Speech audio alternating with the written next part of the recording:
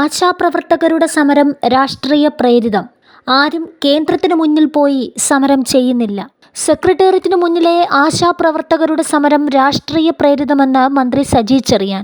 തെറ്റിദ്ധരിക്കപ്പെട്ട കുറച്ചു പേരാണ് സമരത്തിന് നേതൃത്വം കൊടുക്കുന്നത്. ആശമാർ സമരത്തിൽ നിന്നും പിന്മാറണം. സർക്കാർ ഒരു നിലപാട് സ്വീകരിച്ചിട്ടുണ്ട്. വസ്തുതാപരമായ കാര്യം സാമ്പത്തിക പ്രതിസന്ധി തന്നെയാണ്. എല്ലാവരുടെയും ആവശ്യങ്ങൾ സർക്കാരിന് ഇപ്പോൾ അംഗീകരിക്കാൻ കഴിയില്ല.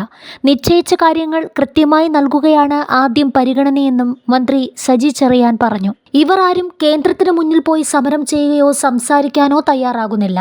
രാഷ്ട്രീയ ലക്ഷ്യമാണ് ഇതിന് പിന്നിലെന്ന് പറയാൻ അതാണ് കാരണം. അത് മനസ്സിലാക്കാനുള്ള ബുദ്ധിയൊക്കെ ഇടതുപക്ഷ രാഷ്ട്രീയത്തിനുണ്ട്.